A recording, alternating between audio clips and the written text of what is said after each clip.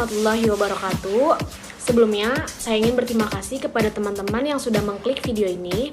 Seperti yang teman-teman sudah lihat di thumbnail dan judul, di sini kami akan membahas kepailitan dan PKPU atau penundaan kewajiban pembayaran. Di sini kami akan membahas tuntas apa itu kepailitan dan PKPU. Nah, cocok banget nih bagi kalian yang ingin paham apa itu kepailitan dan PKPU. Nah, sebelum masuk ke pembahasan, mari kita kulik daftar isi yang ada pada materi kali ini.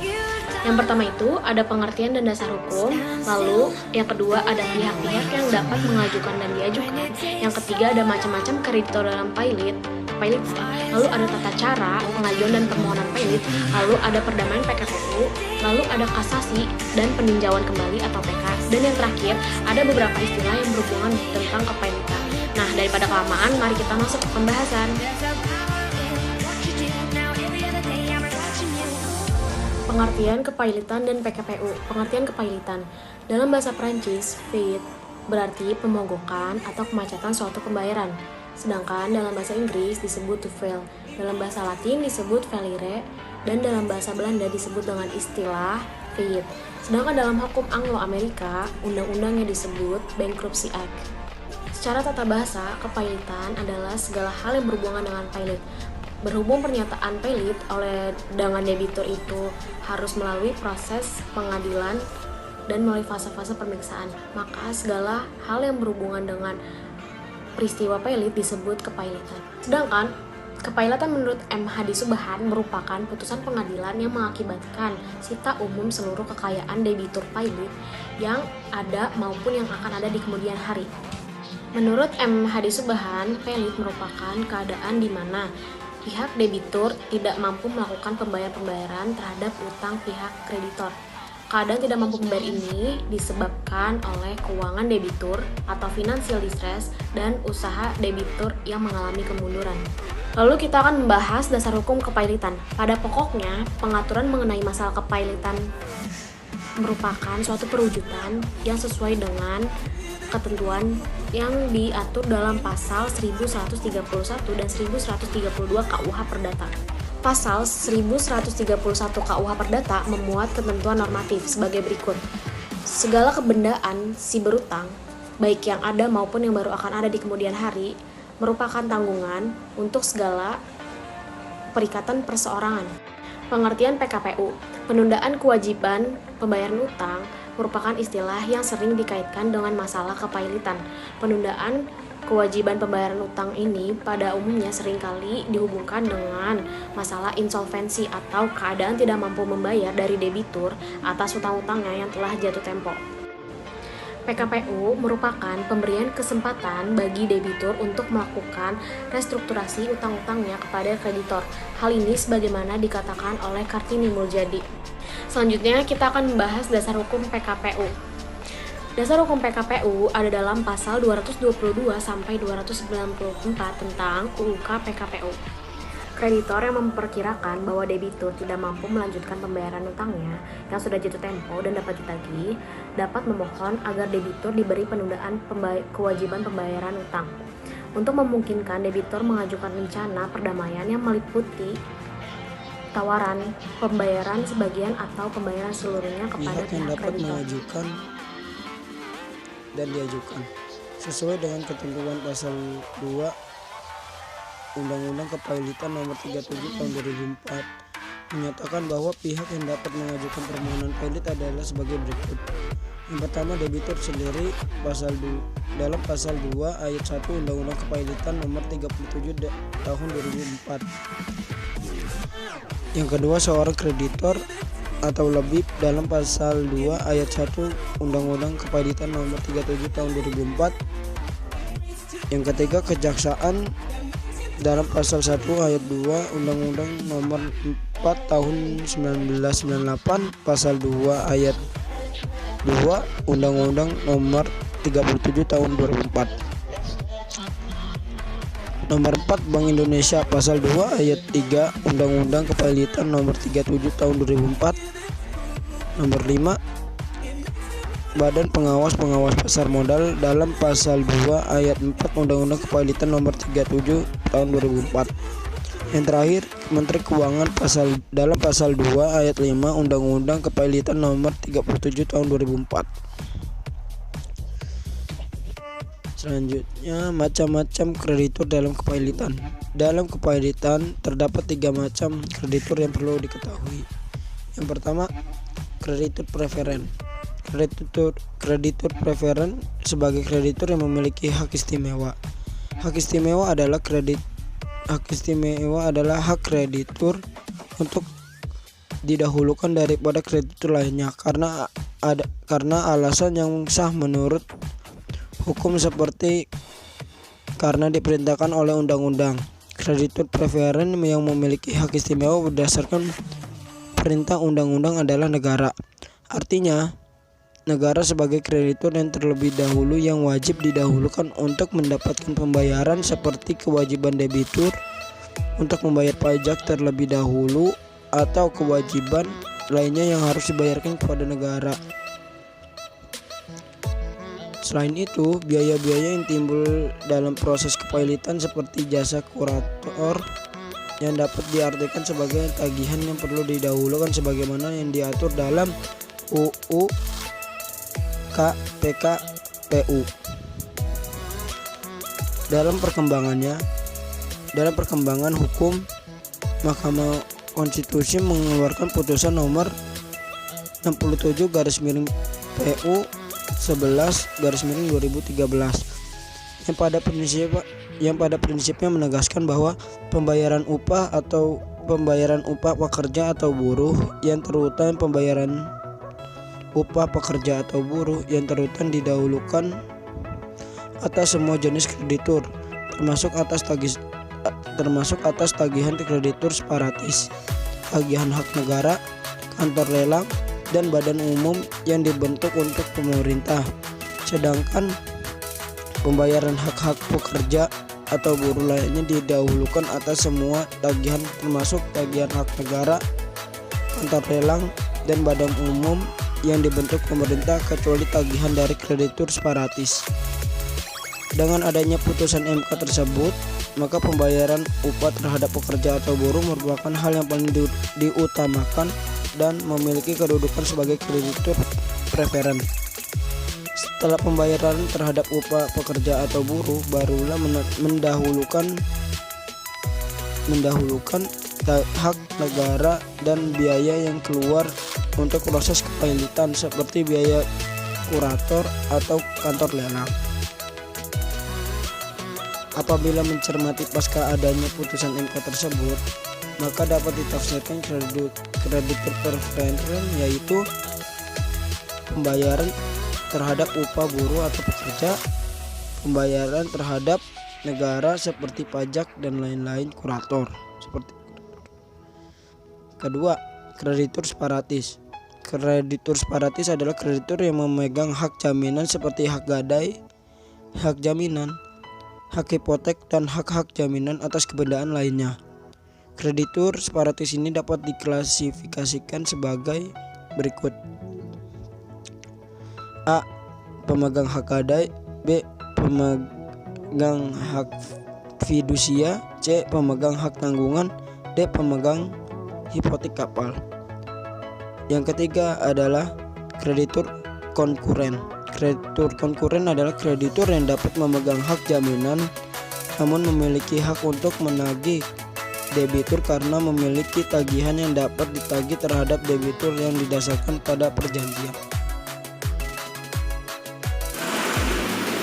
Tata cara pengajuan pailit. Secara umum, kurator mempunyai wewenang untuk melaksanakan tugas pengurusan dan atau pemberesan atas nama harta pailit semenjak tanggal putusan pailit diucapkan, meskipun terhadap putusan tersebut diajukan kasasi atau peninjauan kembali. Sebelum debitur dijatuhkan pailit oleh pengadilan niaga, didahului dengan adanya proses permohonan dan putusan. Pernyataan pailit sebagaimana diatur dalam pasal 6 sampai dengan pasal 11 Undang-Undang Nomor 37 Tahun 2004. Prosesnya dapat dijelaskan ada 4 cara untuk tata cara pengajuan pailit. Yang pertama, tahapan pendaftaran dan permohonan pernyataan pilot. Permohonan mengajukan permohonan pernyataan pilot kepada Ketua Pengadilan Niaga.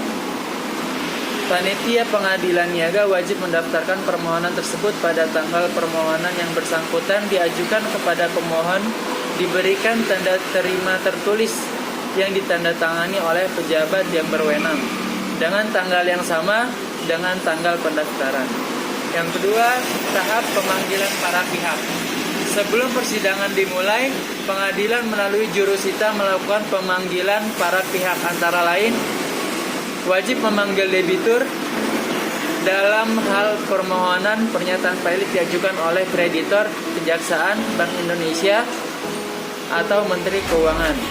Yang kedua, dapat memanggil kreditor dalam hal permohonan pernyataan pilot diajukan oleh debitor dan terdapat keraguan bahwa pernyataan untuk dinyatakan pilot sebagaimana dimaksud dalam pasal 2 ayat 1 telah terpenuhi. Pemanggilan dilakukan oleh jurusita dengan surat khilaf tercatat paling lambat 7 hari sebelum sidang pemeriksaan pertama diselenggarakan. Yang ketiga, tahap persidangan atas permohonan pernyataan pilot.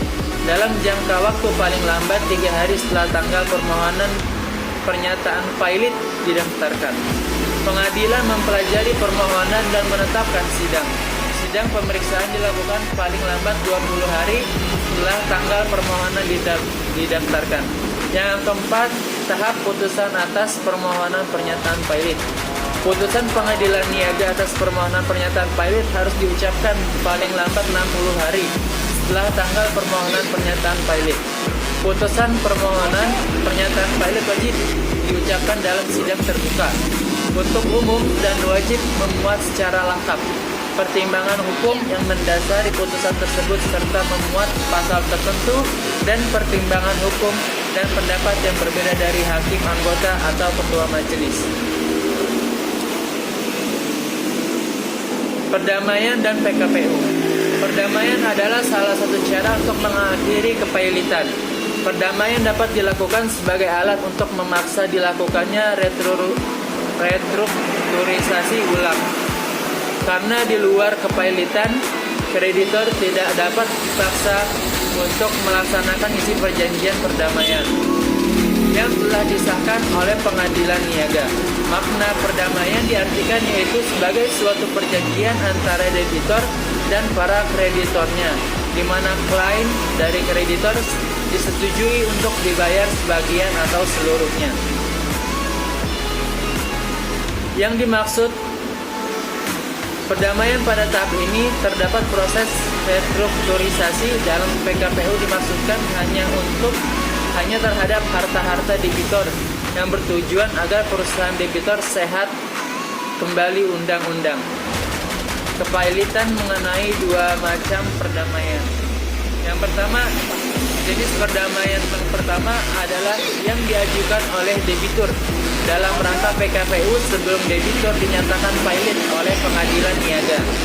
Yang kedua adalah jenis perdamaian yang diajukan oleh debitur kepada para kreditornya setelah debitur dinyatakan pilot oleh pengadilan niaga. Tujuan utama dari permohonan PKPU adalah mengajukan rencana perdamaian dan restrukturisasi utang dalam PKPU debitur.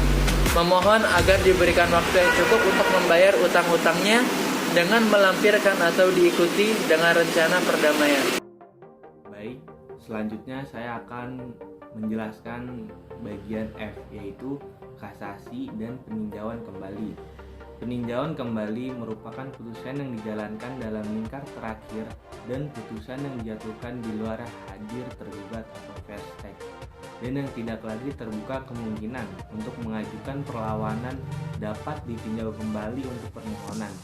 Orang yang menjadi salah satu pihak di dalam perkara yang harus diputus dan dimintakan peninjauan kembali menurut Abdul Khair Muhammad Esa, walaupun putusan hakim itu telah selesai dilaksanakan, masih ada kemungkinan melakukan permohonan kasasi apabila ternyata ada alasan untuk itu dan dirasakan tidak adil.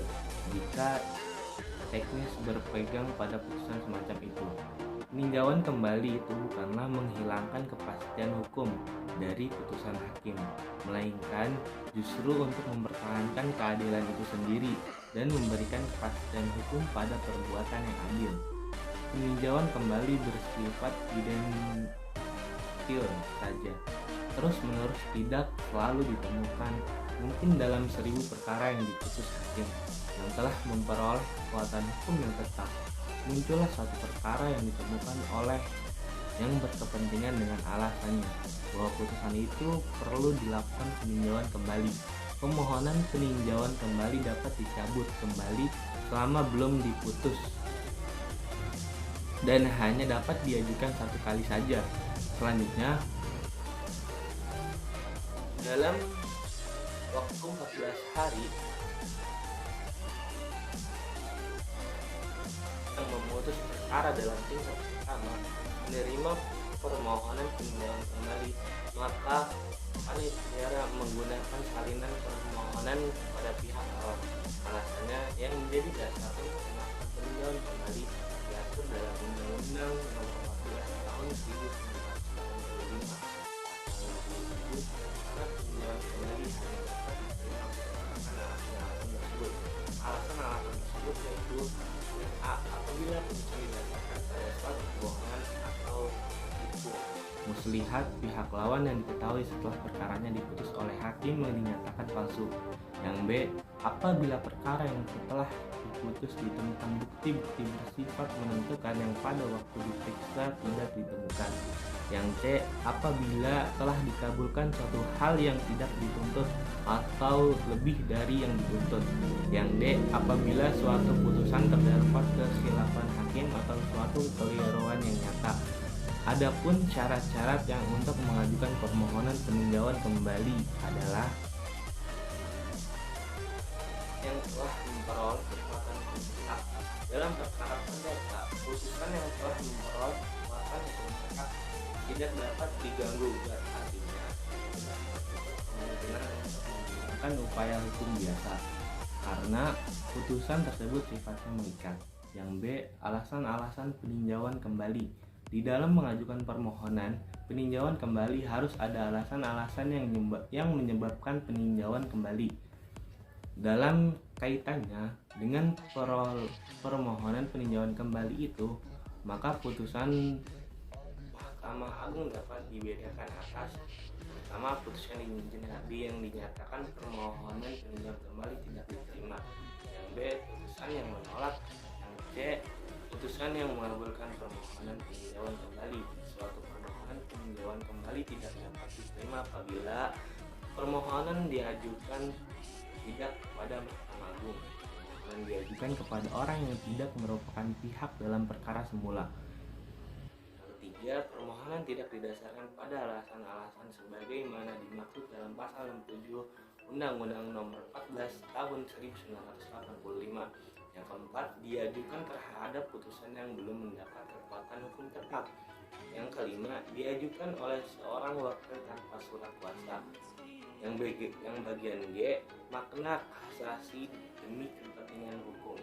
Yang A, kasasi demi kepentingan hukum ialah upaya hukum luar biasa diajukan terhadap semua putusan yang telah memperoleh kekuatan hukum tetap dan putusan pengadilan selain putusan Mahkamah Agung.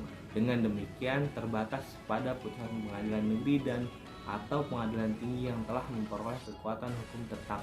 Yang C, hukum mengoreksi putusan Mahkamah Agung yang telah memperoleh kekuatan hukum tetap hanya dapat dilakukan melalui upaya hukum luar berupa peninjauan kembali atau PK.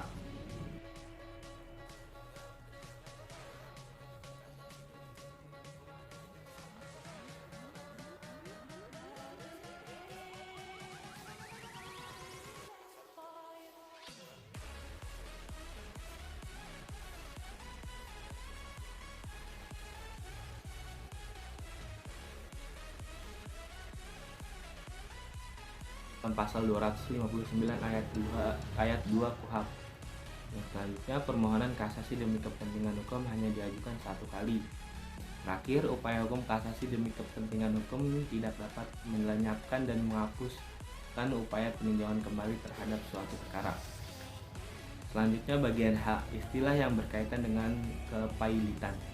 Insolvensi adalah istilah yang kerap dikaitkan dengan istilah pailit. Pasalnya, kedua istilah tersebut jika dilihat memang memiliki kemiripan, namun sebenarnya ada perbedaan di antara kedua istilah tersebut. Ada yang selanjutnya dari istilah pailit. Pailit adalah suatu kondisi di mana suatu perusahaan yang bertindak sebagai debitur dinyatakan bangkrut akibat tidak mampu untuk membayar utang kepada kreditur. Sedangkan perusahaan dikatakan mengalami insolvensi apabila berada dalam kondisi tidak bisa membayar uangnya pada kreditur. Definisi insolvensi tertera di dalam pasal 57 ayat 1 UU PKPU, di mana di situ tertulis yang dimaksud insolvensi adalah keadaan tidak mampu membayar. Seseorang atau sebuah perusahaan dinyatakan berada dalam kondisi insolven apabila tidak dapat melunasi hutang kepada pihak-pihak yang menjadi krediturnya. Bukan hanya satu kreditur, namun semua kreditur sebagai pemberi pinjaman. Lebih jelasnya, yang disebut dengan insolvensi adalah debitur gagal untuk dapat membayar utang-utang yang dibebankan kepadanya. Debitur memiliki nilai utang yang lebih besar daripada seluruh aset atau kekayaan yang dimilikinya.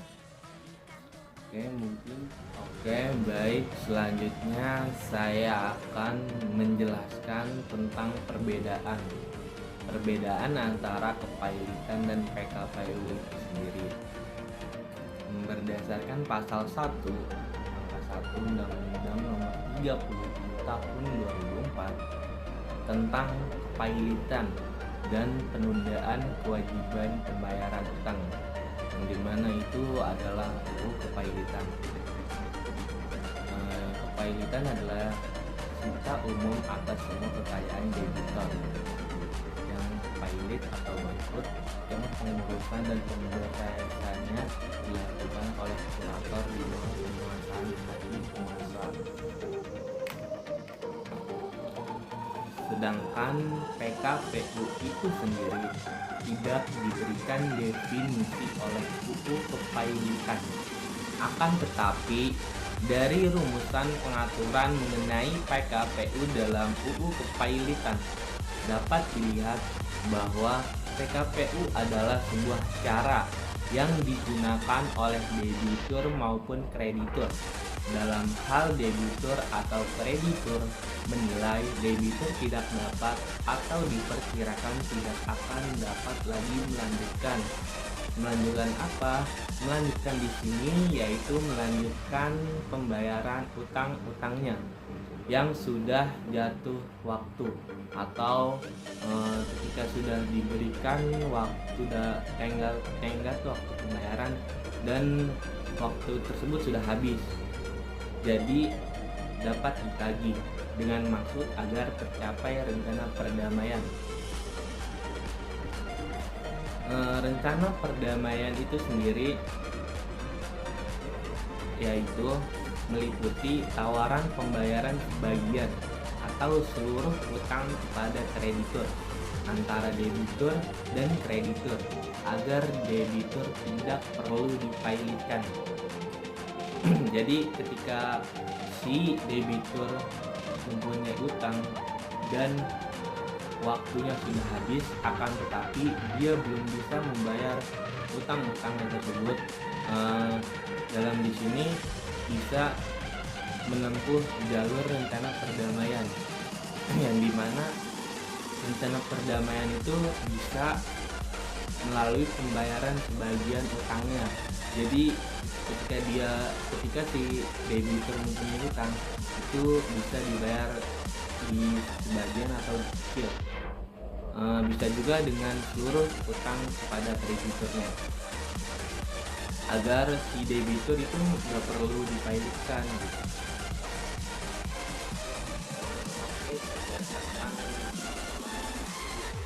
Kepailitan dan PKPU itu bahwa dalam kepailitan si harta debitur ini akan digunakan untuk membayar semua utang-utangnya sudah dicocokkan. Sedangkan dalam PKPU, harta debitur akan dikelola sehingga menghasilkan dan dapat digunakan untuk membayar utang-utang debitur. Jadi di dalam PKPU itu harta si debitur akan dikelola bagaimana? Dikelola di sini bisa jadi dibisniskan gitu. Jadi harta tersebut bisa menghasilkan kembali dana-dana agar bisa membayar utang-utang si debitur itu sendiri. Oke, jadi di dalam PKPU sendiri dimana pengadilan melarang bagaimana? Melarang di sini yaitu melarang pihak kreditor untuk memaksa debitor dalam membayar utangnya sampai berapa waktu. Jadi si kreditor ini nggak boleh mematok waktu untuk membayar utangnya, karena si debitor dapat atau bisa mengajukan rencana perdamaian dengan para kreditornya. Rencana perdamaian yang tadi sudah saya jelaskan ya. Jadi baik, terima kasih kepada rekan-rekan yang telah menyaksikan video kami hingga akhir. Semoga video pemaparan materi kami yang berjudul tentang kepailitan dan PKPU ini bisa bermanfaat dan bisa berguna bagi kalian semua. Kami mohon maaf jika terdapat kesalahan atau kekeliruan di dalam kami menyampaikan informasi atau materi pada kali ini. Kurang lebihnya kami mohon maaf. Wassalamualaikum warahmatullahi wabarakatuh.